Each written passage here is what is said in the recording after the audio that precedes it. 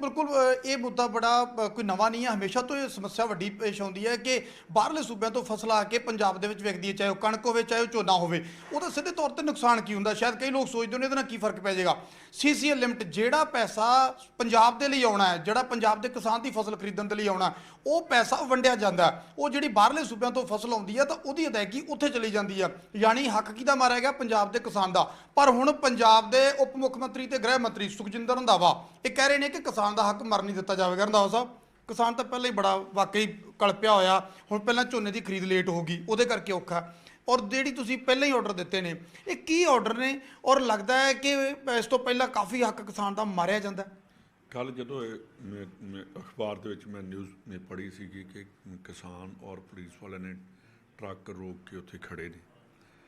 ਉਹ ਸਾਡੇ ਜਿਹੜੇ ਫੂਡ ਸਪਲਾਈ ਮਿਨਿਸਟਰ ਆ ਆਪਣੇ ਆਸ਼ੂ ਜੀ, ਅਸੀਂ ਦੋਨੇ ਬੈਠੇ ਸੀਗੇ ਉਸ ਵੇਲੇ। ਅਸੀਂ ਦੋਨਾਂ ਨੇ ਸਲਾਹ ਕੀਤੀ ਕਿ ਇੱਕ ਡੀਜੀਪੀ ਏਡੀਜੀਪੀ ਉਹਨੂੰ ਨੋਡਲ ਆਫੀਸਰ ਲਾਵਾਂਗੇ ਔਰ ਉਹਨੂੰ ਜਿੰਨੀ ਫੋਰਸ ਚਾਹੀਦੀ ਆ, ਪੁਲਿਸ ਸਟੇਸ਼ਨ ਅਸੀਂ ਆਇਡੈਂਟੀਫਾਈ ਕਰ ਲਏ ਨੇ ਕਿ ਜਿੱਥੋਂ ਜਿਹੜੀਆਂ ਸਾਈਡਾਂ ਤੋਂ ਇਹਨਾਂ ਦੀ ਸਮਗਲ ਹੁੰਦੀ ਆ।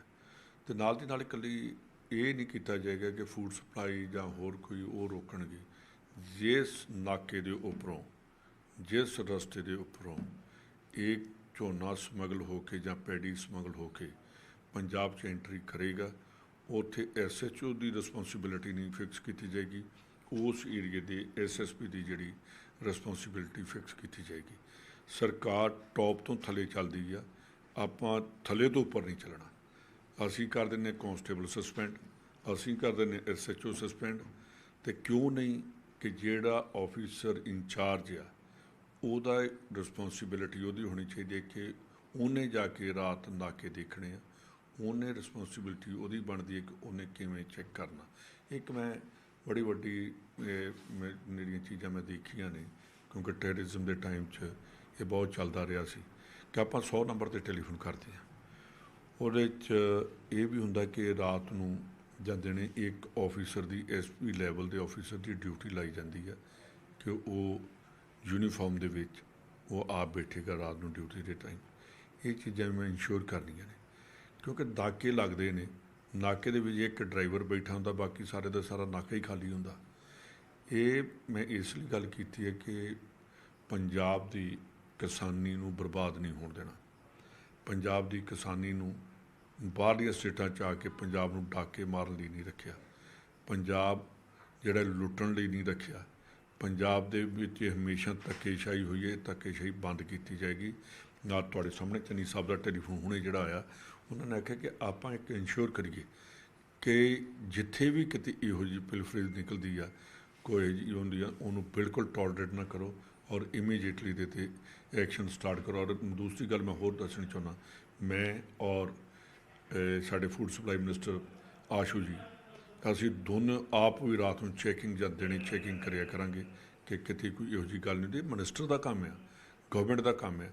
ਗਵਰਨਮੈਂਟ ਕਿਹਨਾਂ ਦੀ, ਪਬਲਿਕ ਦੀ ਗਵਰਨਮੈਂਟ ਹੈ, ਅਸੀਂ ਉਹਨਾਂ ਦੇ ਰਿਪਰੈਜ਼ੈਂਟੇਟਿਵ ਹਾਂ। ਇਹ ਚੀਜ਼ ਕਿਤੇ ਵੀ ਮੇਰੀ ਨਜ਼ਰ 'ਚ ਆ ਗਈ ਕਿ ਕਿਤੋਂ ਕੋਈ ਟਰੱਕ ਜਾਂ ਗੱਡਾ ਜਾਂ ਸਾਈਕਲ 'ਤੇ ਵੀ ਕੋਈ ਇਹੋ ਜਿਹੀ ਚੀਜ਼ ਆ ਗਈ ਬਾਹਰਲੀ ਸਟੇਟ ਦੀ, ਉਹਦੇ 'ਤੇ ਬਿਲਕੁਲ ਜ਼ੀਰੋ ਟੋਲਰੈਂਸ ਹੋਏਗੀ ਔਰ ਸਖਤ ਕਾਰਵਾਈ ਕੀਤੀ ਜਾਏਗੀ। ਰੰਧਾਵਾ ਸਾਹਿਬ, ਮੈਂ ਬਿਲਕੁਲ ਉਹੀ ਚੀਜ਼ ਸਮਝਣੀ ਚਾਹੁੰਦਾ, ਕਈ ਵਾਰੀ ਆਰਡਰ ਤਾਂ ਹੋ ਜਾਂਦੇ ਆ ਪੰਚਾਂ ਦਾ ਕਿ ਸਿਰ ਮੱਥੇ ਪ੍ਰਣਾਲਾ ਉੱਥੇ ਦਾ ਉੱਥੇ, ਇਹ ਪ੍ਰਣਾਲਾ ਉੱਥੇ ਨਹੀਂ ਰਹੇਗਾ, ਇਸ ਗੱਲ ਦੀ ਗਰੰਟੀ ਕਿਵੇਂ ਹੋਏਗੀ? ਜਾਂ ਫਿਰ ਤੁਸੀਂ ਉਸ 'ਤੇ ਵੀ ਇੱਕ ਚੈੱਕ ਲਾਓਗੇ, ਜਾਂ ਜਿਸ ਤਰ੍ਹਾਂ ਤੁਸੀਂ ਕਿਹਾ ਕਿ ਆਪ ਚੈਕਿੰਗ ਕਰੋਗੇ, ਇਸ ਤਰ੍ਹਾਂ ਦੀ ਚੈਕਿੰਗ ਹੋਏਗੀ? ਬਰਾੜ ਸਾਹਿਬ, ਤੁਸੀਂ ਮੇਰੇ ਖਿਆਲ 4 ਸਾਲ ਤੋਂ ਮੇਰੇ ਨਾਲ ਤੁਰੇ ਫਿਰਦੇ ਹੋ। ਮੈਂ ਜਿਹੜੀ ਗੱਲ ਨਹੀਂ ਕਰਦਾ ਹੁੰਦਾ, ਮੈਂ ਇੰਪਲੀਮੈਂਟ ਕਰਦਾ ਹੁੰਦਾ। ਤੁਸੀਂ ਵੇਖਿਆ ਕਿ ਮੈਂ ਹਰ ਗੱਲ ਜਿਹੜੀ ਇੰਪਲੀਮੈਂਟ ਕੀਤੀ ਆ, ਮੈਂ ਕਦੀ ਪੇਪਰ ਵਰਕ ਨਹੀਂ ਕੀਤਾ, ਮੈਂ ਐਕਸ਼ਨ ਕਰਦਾ। ਇਹ ਤੋਂ ਅੱਗੇ ਮੈਂ ਕੁਛ ਨਹੀਂ ਕਹਿਣਾ। ਇੱਕ ਦੱਸੋ, ਜਿਸ ਤਰ੍ਹਾਂ ਤੁਸੀਂ ਗੱਲ ਕੀਤੀ ਕਿ ਇਸ ਤਰ੍ਹਾਂ ਦਾ ਤੁਹਾਡੇ ਕੋਲ ਕੋਈ ਡਾਟਾ ਆਇਆ ਸੀ ਜਾਂ ਤੁਹਾਡੇ ਕੋਲ ਇਨਫੋਰਮੇਸ਼ਨ ਸੀ, ਕਿਉਂਕਿ ਤੁਸੀਂ ਵੀ, ਕਿਉਂਕਿ ਇੱਕ MLA ਹੁੰਦਾ ਹੈ, MLA ਤੋਂ ਤੁਸੀਂ ਮਿਨਿਸਟਰ ਬਣੇ ਔਰ ਉਪ ਮੁੱਖ ਮੰਤਰੀ ਤੱਕ ਪਹੁੰਚ ਗਏ।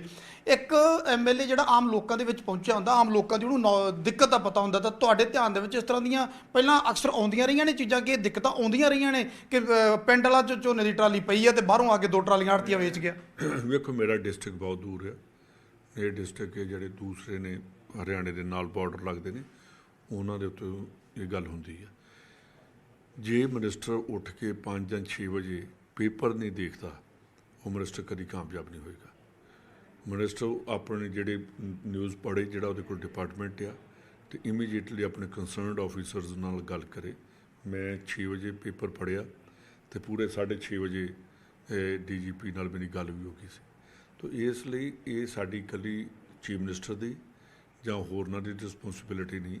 ਜਿਹੜੇ ਅਸੀਂ ਮੰਤਰੀ ਹਾਂ, ਸਾਡੀ ਰਿਸਪੌਂਸਿਬਿਲਿਟੀ ਬਣਦੀ ਆ ਕਿ ਅਸੀਂ ਕਿਸ ਟਾਈਮ ਕਿਵੇਂ ਕੀ ਗੱਲ ਕਰਨੀ ਔਰ ਉਹਦਾ ਇਮੀਡੀਏਟਲੀ ਰਿਜ਼ਲਟ ਵੀ ਲੈਣਾ। ਇੱਕ ਦਾ ਹੋਰ ਸਿੱਧਾ, ਕਿਉਂਕਿ ਮਹਿਕਮਾ ਹੁਣ ਤੁਹਾਡੇ ਨਾਲ ਜੁੜ ਗਿਆ, ਗ੍ਰਹਿ ਮੰਤਰੀ ਤੁਸੀਂ ਬਣ ਗਏ, ਤਾਂ ਇੱਕ ਚੀਜ਼ ਹੋਰ ਹੈ ਕਿ ਸੜਕਾਂ ਤੇ ਕਈ ਨਾਕੇ ਬਹੁਤ ਜਗ੍ਹਾ ਤੇ ਲੱਗੇ ਹੁੰਦੇ। ਮੈਂ ਵੀ ਘਰ ਜਾਂਦਾ ਹਰ ਹਫ਼ਤੇ, ਤਾਂ ਮੈਂ ਦੇਖਦਾ ਕਈ ਨਾਕੇ ਤਾਂ ਐਸੇ ਆ ਉੱਥੇ ਮੁਲਾਜ਼ਮ ਨਹੀਂ ਕਦੇ ਹੁੰਦਾ, ਪਰ ਉਹਨਾਂ ਨੇ ਰਾਹ ਦੇ ਵਿੱਚ ਉਹ ਬੈਰੀਕੇਡਿੰਗ ਜ਼ਰੂਰ ਲਾਈ ਪਈ ਹੁੰਦੀ ਹੈ ਵੀ ਨਾ ਉਹਦੇ ਤੇ ਰਿਫਲੈਕਟਰ ਹੁੰਦਾ ਵੀ ਕੋਈ ਆ ਕੇ ਕੋਈ ਮਾਤੜ ਉਹਦੇ ਵਿੱਚ ਆ ਕੇ ਐਕਸੀਡੈਂਟ ਭਲਾ ਹੋ ਜਾਏ, ਉਹਦਾ ਫਾਇਦਾ ਕੋਈ ਹੋਣਾ ਨਹੀਂ। ਦੂਜੀ ਗੱਲ, ਉਹ ਨਾਕੇ ਕਿ ਜਦੋਂ ਕਿਤੇ ਸਖਤੀ ਹੋ ਜਾਂਦੀ, ਤੁਸੀਂ ਸਖਤੀ ਕਰਤੀ, ਤਾਂ ਜਿਹੜੇ ਨੋਰਮਲ ਲੋਕ ਜਾ ਰਹੇ ਨੇ ਉਹਨਾਂ ਨੂੰ ਜ਼ਿਆਦਾ ਹਰਾਸ ਕਰਨ ਦਾ ਕੰਮ ਸ਼ੁਰੂ ਹੋ ਜਾਂਦਾ ਹੈ, ਤੇ ਜਿਹੜਾ ਅਸਲੀ ਟਾਰਗੇਟ ਹੈ ਉਸ ਨਾਕੇ ਦਾ, ਮੈਨੂੰ ਲੱਗਦਾ ਕਿ ਉਹ ਕਿਤੇ ਸੱਜੇ ਖੱਬੇ ਨਿਕਲ ਜਾਂਦਾ। ਇਹ ਬਿਲਕੁਲ ਤੁਹਾਡੀ ਗੱਲ ਠੀਕ ਆ। ਇਹ ਮੈਂ ਇੱਕ ਚੀਜ਼ ਦੇਖੀ ਆ ਕਿ ਅਸੀਂ ਟਰੱਕ ਖੜੇ ਕਰਕੇ ਜਾਂ ਕਾਰਾਂ ਖੜੀਆਂ ਕਰਕੇ ਉਹਨਾਂ ਦੇ ਪੇਪਰ ਚੈੱਕ ਕਰਦੇ ਹਾਂ। ਅਸੀਂ ਇਹ ਨਹੀਂ ਚੈੱਕ ਕਰਦੇ ਕਿ ਉਹਦੀ ਡਿੱਗੀ ਖੋਲ੍ਹਣੀ ਆ, ਉਹ ਕੀ ਹੈ ਇਹਦੇ 'ਚ। ਇਕੱਲੀ ਟ੍ਰੈਫਿਕ ਪੁਲਿਸ ਦਾ ਕੰਮ ਹੈ ਪੇਪਰ ਚੈੱਕ ਕਰਨਾ। ਜਿਹੜੇ ਨਾਕਿਆਂ ਦੇ ਉੱਤੇ ਨੇ ਉਹਨਾਂ ਦਾ ਕੰਮ ਹੈ ਚੈਕਿੰਗ ਕਰਨਾ। ਅਗਰ ਇਹੋ ਜਿਹੀ ਕੋਈ ਚੀਜ਼ ਆ ਗਈ ਮੇਰੀ ਨੌਲੇਜ ਦੇ ਵਿੱਚ ਕਿ ਜਿਹੜਾ ਨਾਕਾ ਲੱਗਾ ਉਹ ਕਿਸ ਪਰਪਸ ਲਈ ਲੱਗਾ, ਉਸ ਪਰਪਸ ਦਾ ਕੰਮ ਕੀਤਾ ਜਾਏਗਾ। ਉਸ ਨਾਕੇ ਨੂੰ ਮੈਂ ਟ੍ਰੈਫਿਕ ਕੰਟਰੋਲ ਦਾ ਕੰਮ ਨਹੀਂ ਕਰਨ ਦਿੱਤਾ ਜਾਏਗਾ। ਟ੍ਰੈਫਿਕ ਵਾਲਾ ਵੱਖਰਾ ਡਿਪਾਰਟਮੈਂਟ ਆ, ਉਹ ਆਪਣੇ ਪੇਪਰ ਚੈੱਕ ਕਰੇ। ਜਿਹੜੇ ਨਾਕਿਆਂ ਵਾਲੇ ਨੇ ਉਹਨਾਂ ਦਾ ਕੰਮ ਹੈ ਕ੍ਰਾਈਮ ਰੋਕਣਾ। ਤੇ ਇਹੋ ਜਿਹੀ ਕੋਈ ਐਕਸ਼ਨ, ਕੋਈ ਮੇਰੀ ਨੌਲੇਜ 'ਚ ਗੱਲ ਆ ਗਈ, ਉਹਦੇ 'ਤੇ ਵੀ ਪੂਰਾ ਸਖਤੀ ਨਾਲ ਐਕਸ਼ਨ ਕੀਤਾ ਜਾਏਗਾ।